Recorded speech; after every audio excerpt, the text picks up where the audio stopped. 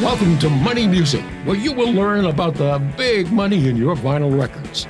I'm John Marshall, also known as Mighty John, the record guy from MoneyMusic.com. With me is the man who personally knows many of the rock and roll icons, my friend and legendary Maine lawyer, Derry Rundlett. Hey, well, thank you for that introduction. How about that, huh? Makes my day. I should leave. Now, before we start, I've got to do something, Derry, that you do all the time, but I rarely do. Okay. I have to admit, I made a mistake. Oh. Yeah, what's that? What mistake? On the last show, we talked about Police and the song, Please Don't Stand So Close to Me. Oh, sure, yes, by Sting, yes. And we talked about the picture disc being worth up to $250. I got my picture discs mixed up. Oh, yeah? Okay. It should have been Roxanne and not Don't Stand So Close to Me. Oh, right, Roxanne. Oh, yes, Roxanne. right. So Roxanne picture disc up to $250. Don't Stand So Close, more around $25. Boy, so we owe an apology to all those people that went to the pawn shop right. with Don't Stand So Close to Me. By the way, Sting is coming to Boston. Really? Yeah. Now, at the end of the show, we're going to tell you how you get the values for every Elvis, every Beatles record, absolutely free, no purchase necessary. Over 2,000 Elvis and Beatle records on the list. Now, this podcast, Derry, is not just for record collectors, but for everyone who seeks out treasures at yard sales, flea markets, estate sales, and thrift stores. Yes, rock and roll. Yes. So we're going to begin today's countdown of 20 records worth $100 or more. And number one on our list is a Bob Dylan album worth up to $15,000. $15,000 for Bob Dylan. Oh, my goodness. Derry. Yep. One of the great British invasion bands rivaled the Beatles back in '64. Who were they? The Rolling Stones. Wrong again, Derry. That would the be Searchers, the Jerry and the Pacemakers. I can keep going. Petula Clark. Go ahead. Dave Clark 5. Oh, yes, of course. Glad All Over. Glad All Over. Yep. Dave Clark was the drummer. Yep. Now, if you have a copy of the album, look at the cover. If the band is pictured with their musical instruments on the cover, the value no more than $30. However, if the band is pictured without the instruments, then the value jumps to $100. Little things make a big difference. Little things. That's what blew my mind about the last show, is that it's not just the artist or the record. It's some little quirk that you know about, and that's what increases the value. That's what makes it fun, basically. Well, thank you. Now, who wrote and first recorded Glad All Over? Oh boy, I'm never going to get that one. So that was done before they did it? Oh yes. So are we talking a '50s group? I'm talking about a guy that I got to spend 20 minutes with on a one-to-one basis, just interviewing him. It was one of the highlights of my life. So this is somebody good, somebody big. A member of the $1 Million Quartet. Oh, no way. Yes. So it would have been Jerry Lee Lewis? No. Carl Perkins. Carl Perkins. Carl Perkins did Glad All Over? He wrote it and first recorded 1957, his version up to $200. Oh, and you spent time with him? I was backstage doing an interview with Johnny Cash. Yep. And all the press and all the people backstage were all hovering over Johnny Cash. Yes, right. In the corner, sitting all by himself, just picking at his guitar, all by himself was Carl Perkins. I'll tell you something, Mighty. I saw the $1 Million Quartet in New York. I've seen it in Brunswick. I saw it on the cruise ship. And the guy that did Carl Perkins, I cannot believe how well he played that guitar. It was unbelievable. Behind his head, under his, it was just fantastic. Carl Perkins was an unsung hero. And by the way, his blue suede shoes at the Country Music Hall of Fame are next to a comic book, the only comic book ever written about a rock star, Brenda Lee. Her comic book is on one side and Carl Perkins' blue suede shoes on the other. He was a wonderful guy, took all the time in the world to answer all my questions. I went over and I said, Mr. Perkins, and he said, son, call me Carl. Oh. And I said, oh, Carl. I said, these people have no idea what a founding father of rock and roll is sitting right here, and they're spending all their time with Johnny Cash, who was also great. Yes. But Carl Perkins. But Carl Perkins was in the class by me. Oh, but of course you had more to say than what you had to say to Elvis. I did. Elvis, you said nothing, right? Yeah. And he said what? Yeah, Carl didn't say what. No, he just answered all my questions. But his voice when he said it was that Elvis voice. I mean, just having Elvis speak to you, I think, is a big thing. Right. All right. Talk about Brenda Lee. Oh, I'm ready. All right. 1959, one of the most successful singers in rock and roll history, Brenda Lee had one of her biggest hits, which was what, Derry? If we're talking 59, I'm going to say either I'm Sorry. No. Dynamite. No. Oh, come on. My baby whispers in my ear. Oh, Sweet Nothings. There you go. Mighty, when I first met her, I said to her, when my friends and I would drive around in the car and that song came on the radio, we had to pull over. That was one of the sexiest songs of all time. She wasn't talking to you. Well, when she was 75, she was talking to me when she sang it. Now, that 45 with its picture sleeve up to $100. Okay. But she also had an EP, 7-inch album of Sweet Nothings, and that's up to $200. Okay. Well, and by the way, she appeared at Palace Playland, and the book that I keep talking about a long, long time ago has a picture of her with a full skirt at the Palace Dance Hall in Old Orchard back in 1959. Here's the trivia question about Brenda Lee. Okay. What was her first Christmas song? Oh, wait a second. It was not Rockin' Around the Christmas Tree. It was something else. And that one, I don't know, Mighty. I will when you tell me. What was it? It was called Christy Christmas. I didn't know that. Yeah. That's brand new. I didn't know that. You see, you think you know everything about Brenda Lee. I know enough. I'm going to give her a call. Derry knows nothing about you. All right. No doubt the twist was the biggest dance craze of the early 60s. Chubby Checker was the king of the twist, but there were others who cashed in, like Joey D and the Starlighters. Peppermint Twist at the Peppermint Lounge. And by the way, I twisted with Chubby Checker twice, at two different occasions, far apart. And, of course, people should know that the only song to be number one twice in rock and roll history was indeed The Twist, 1960 and 62. But anyway, go ahead. All right, Gary U.S. Bonds. Met him too. Gary U.S. Bonds, great guy. Met him 3 or 4 times. What's his twist song? Well, it's got 2, actually. Yes. God, I just listened to it the other day. Go ahead, tell me. Dear Lady Twist. Dear Lady Twist, that's what it was. Twist, Twist, Sonora. Twist, both of them I know, Twist, Twist, Sonora. And of course his big hit, that he did all the time, Shout, and the others that he did. What was the big twist song for the Isley Brothers? Oh, Twist and Shout. And the Beatles. Which the Beatles made famous and was in Ferris Bueller's Day Off, as we know. One of the biggest hits about the twist was by Sam Cooke. Oh, yes, yes. What a great song that was. What is it? I don't know. It was called Twistin' the Night Away. Twistin' the Night Away, of course. I just heard that the other day, too. The values for the I'm album. a little slow. It's only 11 o'clock in the morning. I'm a little slow. I won't be ready to go until about 1 o'clock. We'll have to postpone the show while I wake up. Now, the values for the Twistin' the Night Away album currently up to $100. Perhaps the only female singer to give Brenda Lee a run for her money when it came to the number one hits of the era was Connie Francis. Yes. Her smash hit, Where the Boys Are. Yes. The movie of the same title. Right. Now worth up to $125 with its picture sleeve. Do you know AC/DC Whole Lotta Rosie? No. You don't know Whole Lotta Rosie? No. Dino knows Whole Hold Lotta on to Rosie? No, Whole Lotta Rosie. Whole Lotta Rosie? All right. Now, Rosie was a Tasmanian woman. That was her name, Rosie. Tasmanian Devil. With whom the singer, Bon Scott, I believe, had a one-night stand. And she told him that she had slept with 28 people.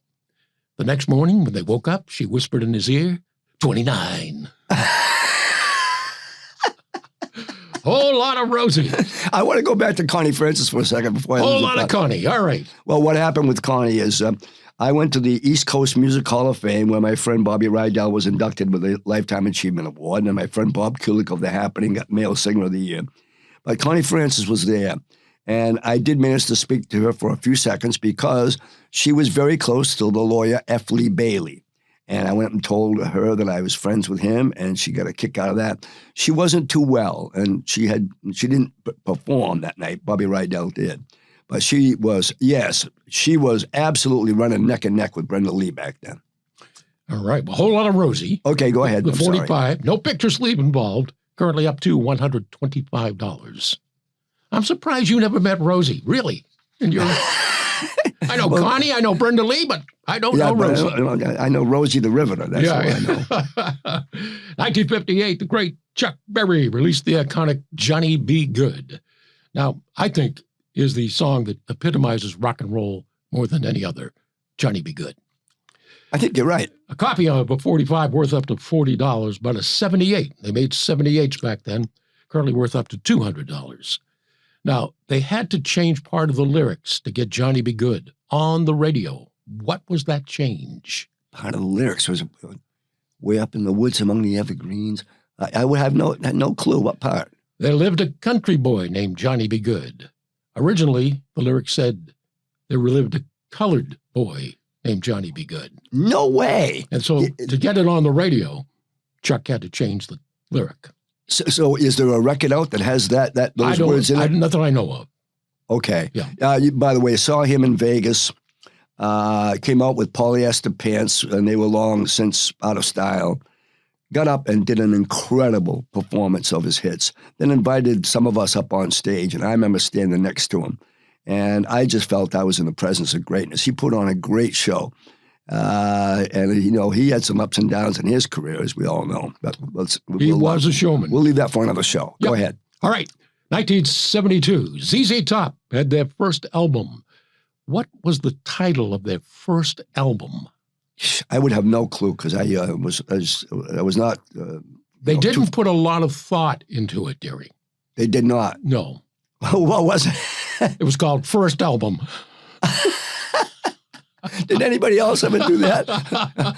First album, only album. Released on London Records, the album is worth up to $200 today. Okay. Now, ZZ Top consisted of Billy Gibbons, Dusty Hill, and Frank Beard. However, Frank Beard was the only member not to have a beard. His name was his real name, Beard? Yeah. But he decided not to have one. Everybody else had those long beards, right? Didn't they have those long ones? Yes. Yeah. My postman Dan has a long beard.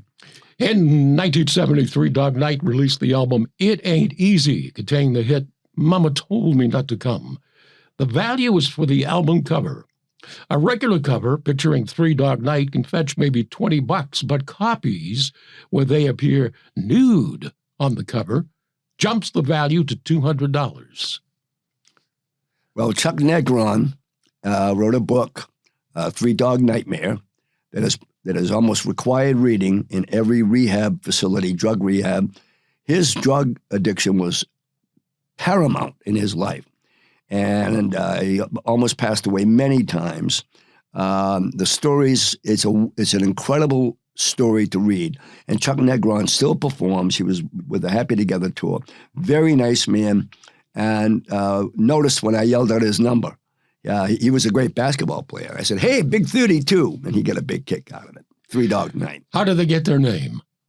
What's that? How did they get their name? Well, I thought it was about in Australia, when you're cold, you sleep with three dogs. And if it's really cold, it's a 3 dog night. Absolutely. Very good, Derry. You finally got one. I know. I was 0 for about 7 then, and now I'm 1 for 8. Okay.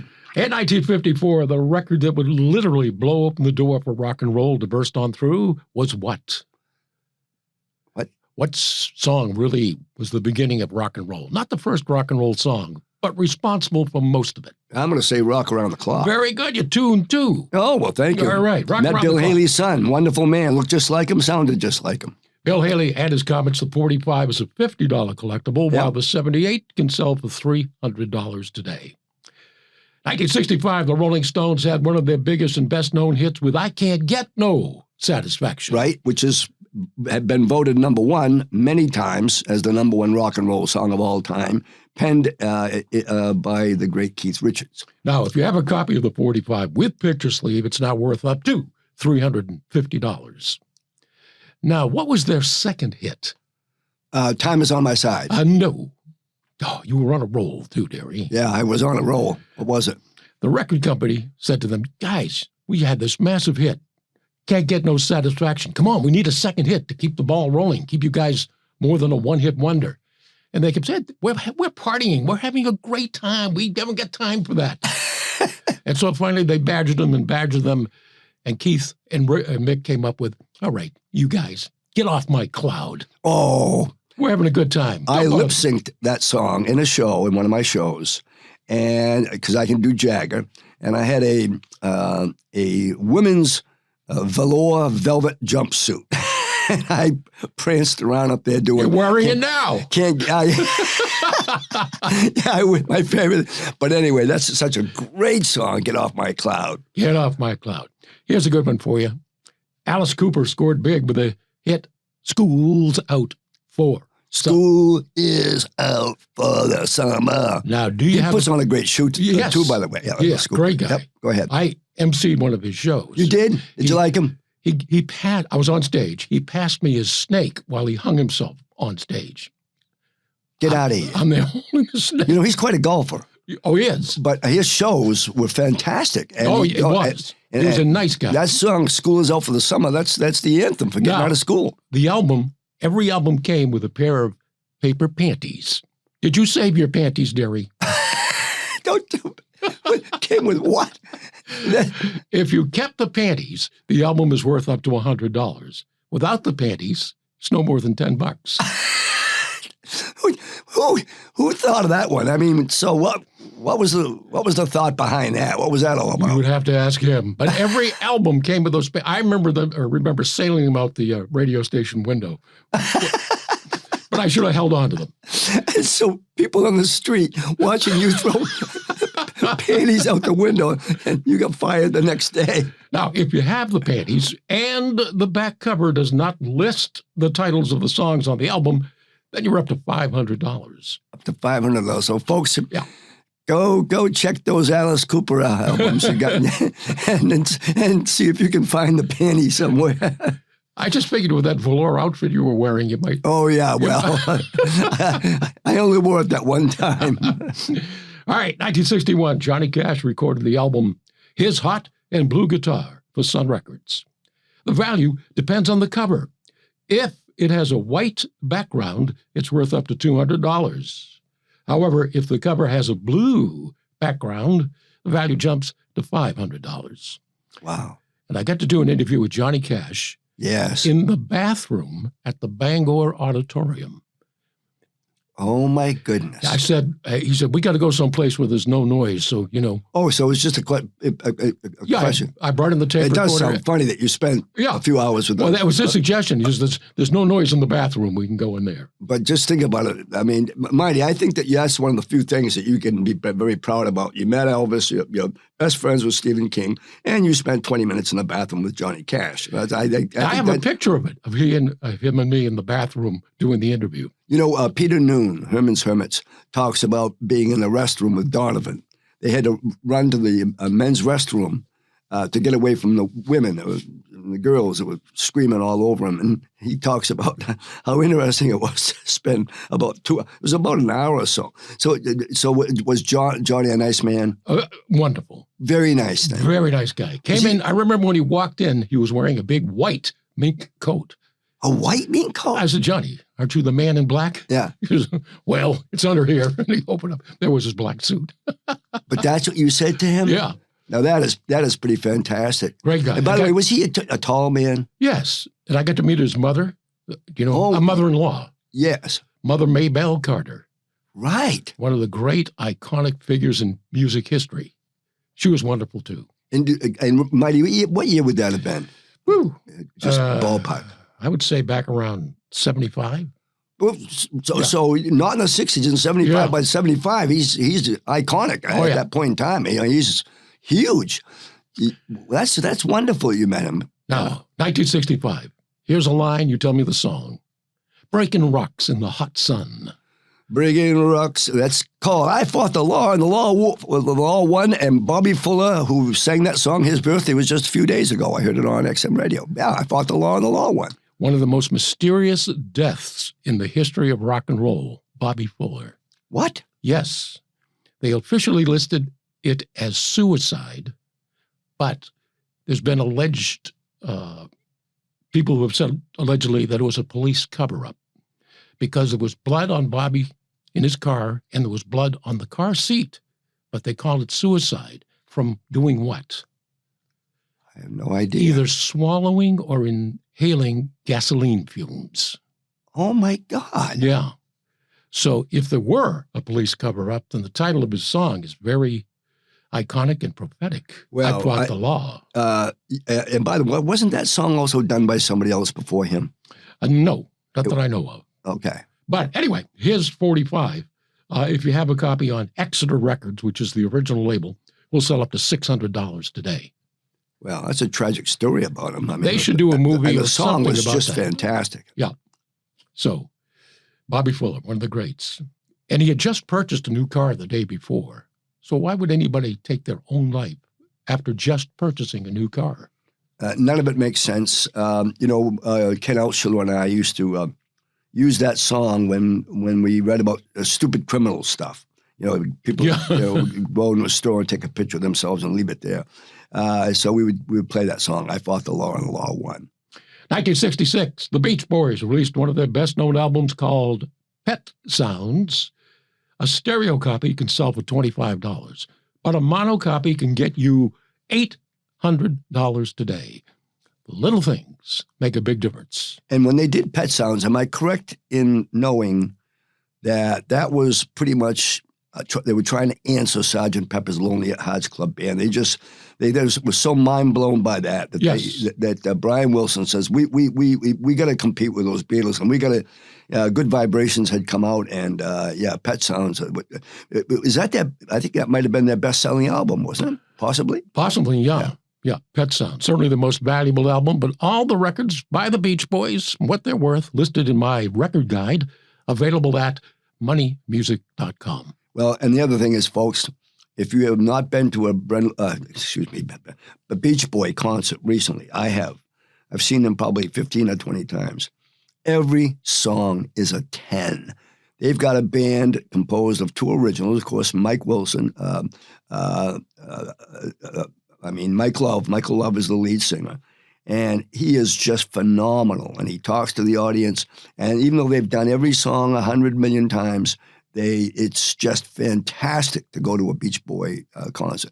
And there's people all ages there, kids, everything. Beach Boys. I once sent my daughter to a Beach Boys concert, said there'd be tickets at the window for her. There weren't. Brian Wilson himself called her and apologized that the tickets weren't there. So that was very nice of him. Mighty. Yes. You come up with stories that I've never heard before. Wait till you hear the next one, Derry. Well, that one there, I got to tell you something.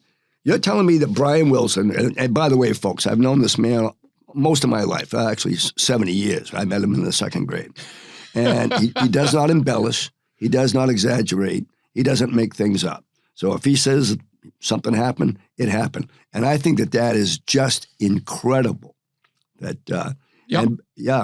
Bobby Darin did the same thing at a concert that somebody went in, and he was supposed to meet him backstage, and they failed to do it, and then Bobby Darin called and apologized personally. That's fantastic. Go ahead, next one. Well, a lot of television shows had a lot of famous stars that record companies thought, well, we'll get this guy to record a song because he's so popular on TV. Yes. That it might be Johnny Crawford, Paul Peterson. They were very successful, but this guy, not so much. This guy was not successful like Johnny Crawford or Paul Peterson. Of course, Crawford was fantastic. His songs were good. Go ahead. In 1966, one of TV's biggest stars tried to be one of the biggest singers. Didn't work out for Ricky Nelson. Batman, Adam West. Oh, I thought, okay, I skipped ahead. Ricky. Adam West? Now, you'll love this. He put out a 45 called Miranda, and it's worth up to $1,500 should you find a copy. And who among us here has actually driven the Batmobile from the TV show? My goodness. Yes. Mighty, you know what I have right in front of my steering wheel in my Mustang? A Batmobile. And you actually drove it? The one from the TV show. Yes. He was in Bangor there was a classic car show at the Bangor Auditorium, and he was the star of the show, dressed as Batman. and I was the MC. Get out of here. This is unbelievable. And so he said to me, hey, you know Stephen King. Can you get us together? I'd love to meet him. I said, well, I'll try. So I called up Stephen and I said, Batman wants to meet you. And the show was running on the local TV station at the same time, during this time, the reruns. Yes. And so I said, well, I'll bring him over Sunday morning. I'll say hello. So Sunday morning, I go get him, bring him over to Stephen's house. His driver, he's got a driver, has the Batmobile with him. And so we get into the house, and my 10-year-old daughter, Lisa, says, I'd like to get a ride in the Batmobile. So I said to Adam West, can I give my daughter a ride in the Batmobile? Yeah, sure. Here's the keys. So we got in the Batmobile, driving around the back roads of Bangor. You're driving the Batmobile? Yes. Around Bangor? Ran out of gas on Buck Street behind the old Bangor Daily News. Now, the bat phone does not work in the Batmobile. So I told my daughter, I said, you stay here, guard the Batmobile. Don't let anybody touch it. Don't let anybody touch the Batmobile. She still has a traumatic effect from that today. I abandoned her at 10 years old. But Mighty, I'm amazed. Well, I'm not amazed, but I'm very impressed, I think is the word to use, that you would have been able to put two icons, one that didn't last as long as the other one did for sure. But yeah, so Stephen King and Adam West, Batman. Well, the thing when you came to see Stephen King, I take it he was not dressed as Batman. No, but I ran out of gas. So I went down to the bottom of the hill. There was a gas station. This is Sunday morning, very quiet. There's a guy leaning against the gas station, half asleep. And I went up to him and I said, I need a can of gas. He said, well, okay, what kind of gas do you want? He said, unleaded, high test, what do you want? I said, I have no idea. And he Kryptonite. He said, what kind of a car do you have? The Batmobile. And I thought, this is not going to go well. I said, a Batmobile. And he said, what are you, a wise guy? Get out of here. Get out of my... Finally, some people came in and said, you won't believe the car that's up the street. And that's how I got the gas. I think it just got regular because I wasn't sure. What if you'd been responsible? What if it had what if it was running on something else, kerosene or something, and you ruined the Batmobile? Get sued for the Batmobile. I never told Adam West it ran out of gas. It just brought it back home. That is, you never, as a drill sergeant once said, he meant to say, you never cease to amaze me. But he said, you never stop ceasing to amaze me. And I said, in other words, we do amaze you. All right, more Elvis. We did an Elvis show, but here's more Elvis. Can't get enough of Elvis. Go ahead. 1965, Varsity released the popular Do the Clam by Elvis. Oh, good song, by the way. Oh. No, I tell you, I listened to it the other day. I really, folks, it sounds like a weird song, but it's got a great beat. It's fun to dance to. The guitar licks are good. Do the Clam. Go ahead. I'm ready for this question. Well, if you have or find a copy of the picture sleeve, look carefully, because a big example of little things make a big difference. If on the sleeve you see the words, coming soon, Girl Happy Album, it's worth up to $50. But if the words on the sleeve say, ask for Girl Happy Album instead of coming soon, ask for, the value jumps to $2,000. $2,000. Well, Mighty, before you go to your next one, I got a trivia question for you. Okay, so Elvis does Do the Clam. I think it was one of his Hawaiian movies, beach movies. But I also know a man that did a song, a dance. They were doing the locomotion, the twist, hucklebuck, whatever. This friend of mine did a song, and I called him on the phone and I said, hey, who did you piss off to have that song given to you? And he texted me back with an emoji of a fish, and he said, it smelled like a fish, it looked like a fish. What was the song? I have no idea. Do the Fish. Do the Fish. Yeah, Bobby Rydell. One of his big hits. By the way, it made top 40. No. But certainly not on your station. No. I remember the song, Do the Fish. Now, sometimes the color of the vinyl can make all the difference. 1958, Ricky Nelson hit big with the single Lonesome Town. Oh, good song, too. What a great song that is. He was wonderful. A regular black vinyl copy may be $20. However, if you have or find a red vinyl copy of Lonesome Town, it can fetch $5,000 today. 5,000. You know, I know his sons. Guna, the Nelson boys. Yeah. And they are wonderful guys. And of course, that's the only family in music history to have #1 record in 3 generations. Ozzy had a big band record. And of course, you got Ricky. And then, of course, when the 2 boys were Nelson. That's right. And they now do a tribute show to him. I have to say this. I think it's a travesty that Ricky Nelson is not in the Rock and Roll Hall of Fame. It blows my mind, some of the people that they put in with 1 or 2 hits, whatever. And he was such a fantastic singer with a unique voice. Absolutely. Now, Elvis and Ricky Nelson have something in common. What would you think that might be? Well, the thing that I think they have in common is that he was riding home. Ricky Nelson was riding home with his girlfriend, and Elvis came on. She goes, "Oh, stop talking. I want to listen to Elvis. I just love Elvis." Am I correct? Well, that may be true. But okay. Yes. That was his inspiration to say to his father, I want to be a singer. That was his inspiration. Elvis and Ricky Nelson were the only 2 superstars of the 50s and 60s to never appear on American Bandstand. That I believe because, of course, the Colonel wanted thousands upon thousands for them to make guest appearances. Bobby Rydell, the man who had the most appearances on Bandstand was Freddie Cannon, and Bobby Rydell would have been right there in the top 5. If somebody canceled or the plane didn't come in on time, whatever, Dick Clark would call Rydell. He'd get in a taxi and whip down to the station and lip sync one of his songs. So he was a popular, but I didn't know that Ricky Nelson had not been on. I would have guessed that he had been on, but no. Well, he didn't need to because he was on every week on his own show, Ozzy and Harriet. That's true. Yes. But, anybody was anybody wanted to be on Dick Clark's Bandstand. And, of course, folks, they couldn't afford to bring bands and stuff in there. So every singer that performed on there was lip syncing.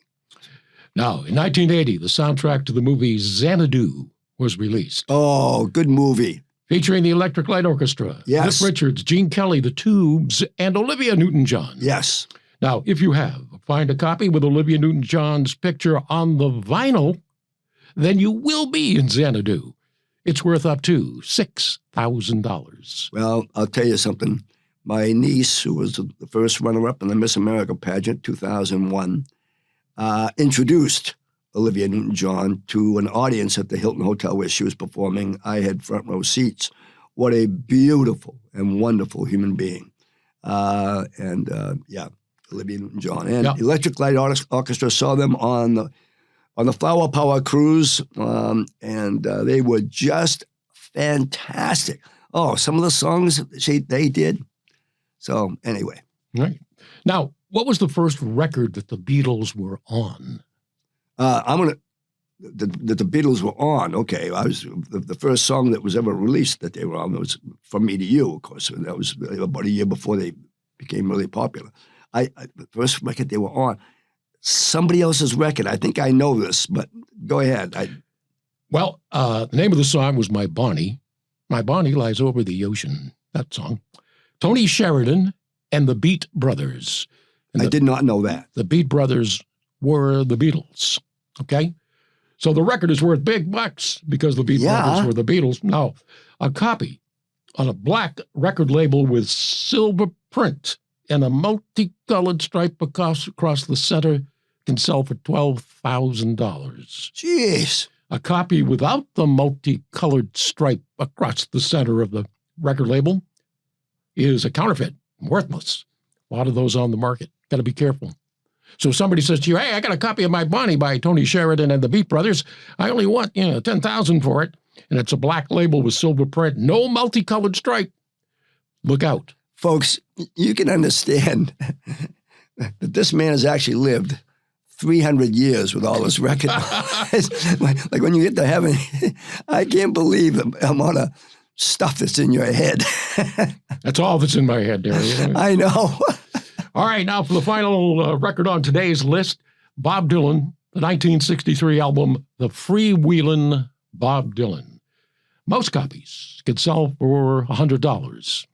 However, if you have a copy where one of the songs on the album is Talkin' John Birch Paranoid Blues, then Hold It Gently.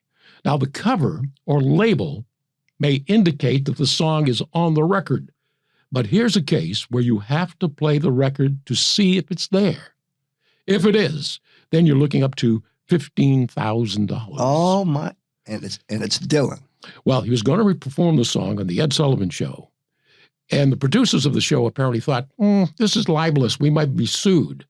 So they called Columbia Records and expressed their concerns. And Columbia was making copies of the album in anticipation of Dylan's performance on the Sullivan Show. Yes. And so, as they say, copies got out before they could stop the presses. So if you got one, then you get a real collectible. And what was the... Talking John Birch Society Blues. Oh, my goodness. Yes, so... Well, I have a friend, and her late husband loved Bob Dylan, Tim McGaw, and she gave me some of his Bob Dylan memorabilia, including a backstage pass. And who didn't or doesn't love Bob Dylan? Classic. One of the greatest poets, one of the greatest musicians of all time, and a very nice man, from what I hear. Yeah. Yeah. Yep. Now, remember, you can find the values for all your records at moneymusic.com. And if you email me, we will send you the values for every Elvis and every Beatles record for free. No purchase necessary. Over 2,000 Elvis and Beatles records are on the list. Just state in your email that you heard the podcast and give us a comment. My email address is always posted on my homepage at moneymusic.com.